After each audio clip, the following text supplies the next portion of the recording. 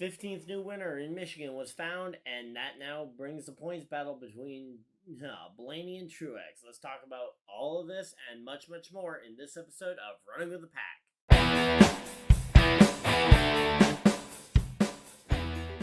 Alright, so yes, as I said in the intro, we have had our now 15th different winner throughout the NASCAR Cup Series regular season as we hit now only 3 races left: Richmond, Watkins Glen, and Daytona before the playoffs. And it was none other than Kevin Harvick picking up the win here in Michigan. The Irish Hills have been very good to the 4 team, but coming into the weekend, it looked like it was going to be Toyota's race to lose, and they lost it in a multitude of ways. I guess we'll start with probably the earliest and most evident incident of the weekend. You had J.J. Yaley in the number 15 Rick Ware car stay out at the competition caution to try and gain track position, ultimately restarted second. Now, typically when we've seen guys like that stay out, they usually just pit the next lap to avoid contact on pit road. Especially with how early the comp yellow was today for the rain. They ended up throwing it at lap 20, so you still had every car on the lead lap. It would make sense that he was just trying to keep the car clean so he would pit the second lap it was open, but once again, he did not pit the second lap it was open. He stayed out for the restart. Started drifting through the field, and supposedly something went, he had some kind of parts failure, according to what I've heard from listening in on some of the team radios and stuff. It sounds like it was a part that broke on the car that caused him to start checking up and basically looking for escape routes. McDowell having nowhere to go, and J.J. Yaley ended up taking out McDowell, Stenhouse, Kyle Busch. Let me see who else all got collected in that. Amarola was in it. Austin Cindric was piled up in it, and I think that was everybody in that incident. So, yeah.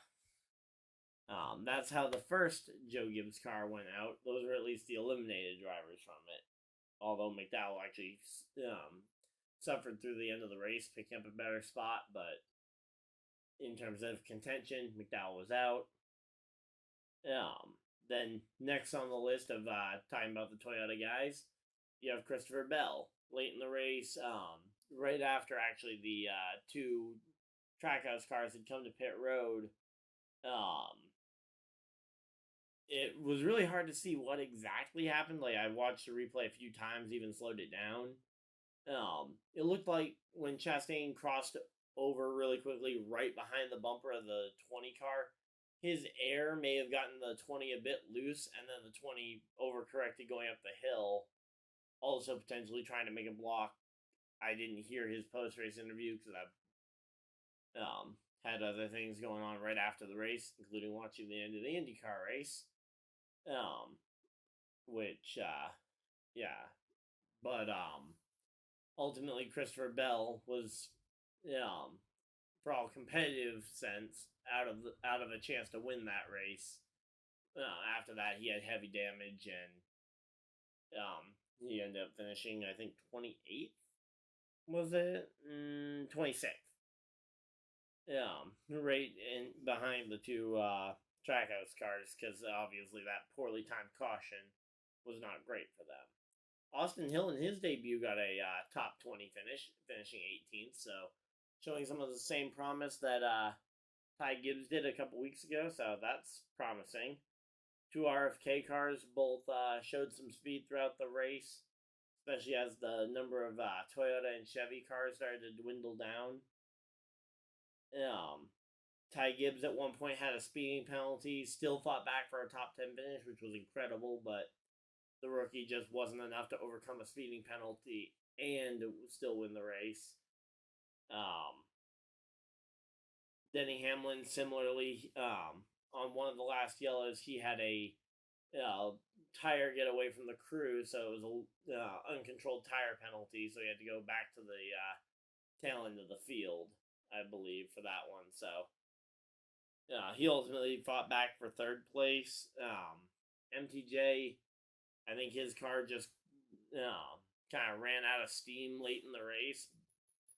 I don't remember any specific issues for the Martin Truex Jr. car, and then Bubba Wallace was the most optimistic the Toyotas really had there coming to the end, and Logano just played teammate for Ford and held up Bubba as long as he could to try and hold on to that second position. And ultimately, when Bubba got by, there was no time left really to run down Harvick.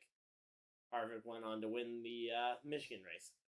Late in the race, it looked like we were going to potentially have a yellow for a Daniel Suarez tire going down, but contrary to both what the booth was saying and what I was personally feeling about the race and the way that NASCAR's operated, seemed like a great time to throw a gimmick yellow to try and spice up the show, and especially if they wanted Bubba to win. Because I know a lot of people would say that if that caution had come out, they probably would have blamed NASCAR for trying to make Bubba win, but per their precedent, normally they end up throwing yellows for stuff like that, but they didn't this time, so attaboy on them for making the right call this time. I just wish it was the way they called it all the time. But, ultimately, Harvick did get out front when it mattered and drove away from the field. Yeah, I'm going on to win the race. Bubba, second place. It's good but not great because it's great to see him improving week by week, but ultimately, second place isn't what's going to cut it for him making the playoffs. Denny Hamlin, third place finish, just recovering some of that momentum that he lost after the Pocono disqualification. Logano and Blaney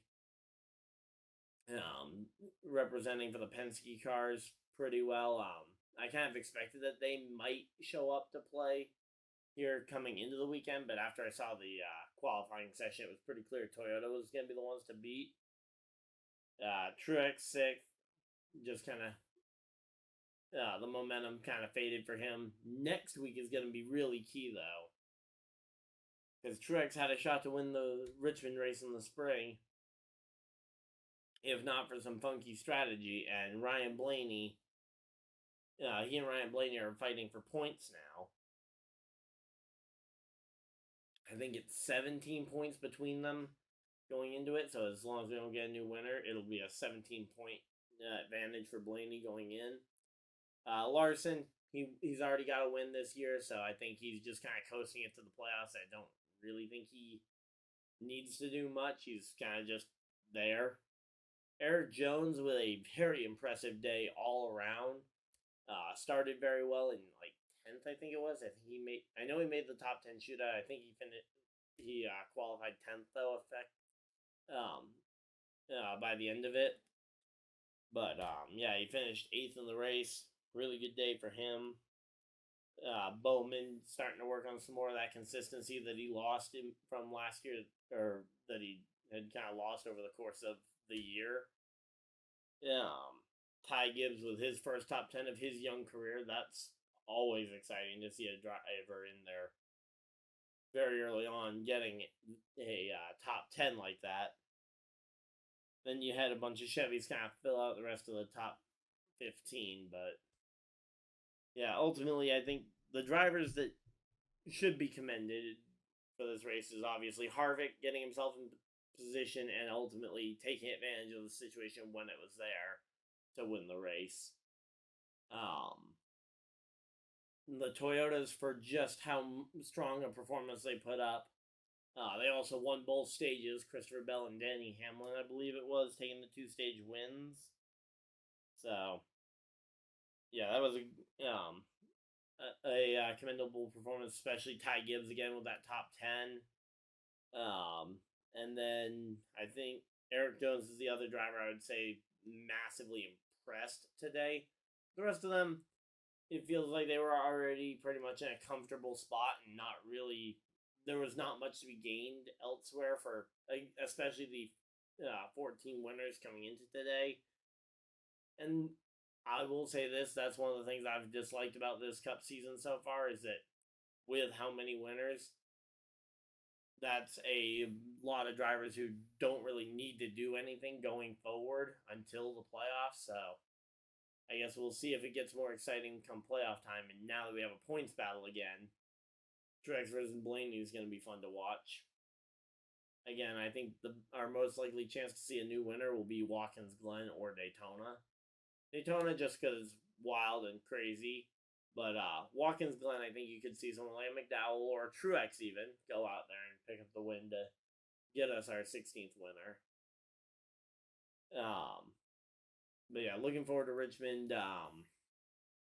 It's going to be a strategy race, and again, Truex played the strategy pretty well up until the final pit stop. So I guess we'll see how they correct it for this next week. But outside of that, I think that's pretty much everything. So yeah, let me know what you guys thought of this race. Ultimately, it was a really interesting race through and through, but after Logano kind of held up and played teammate for the Fords to help Harvick get away, it really kind of left an underwhelming feeling in me because it's like we were ready to have a very exciting battle between Harvick, Larson, and Bubba, at least. Those three. Maybe Hamlin would have gotten there as well. I mean, that's 3 to 4 cars that would have been a very fun fight for the win, and Logano just didn't have the speed, but continued to hold up the front pack as much as he could, which, fair play to him. I mean, it's a teammate game. I'm not a fan of the game of playing the teammate stuff. But, yeah, so, again, let me know what you guys thought of this race down below. Of course, there's also links down in the description for my t-shirts. I've also got my Patreon down there if you guys want to support the channel in that way. Get your name up on the bar. I believe it's on this side. It's on one of the sides on the screen. You guys can see it right now. But yeah, so hopefully you guys enjoyed, and I'll see you guys next video, live stream, or whatever you guys had to do with the rest of your day. Have a great day, everybody, and goodbye!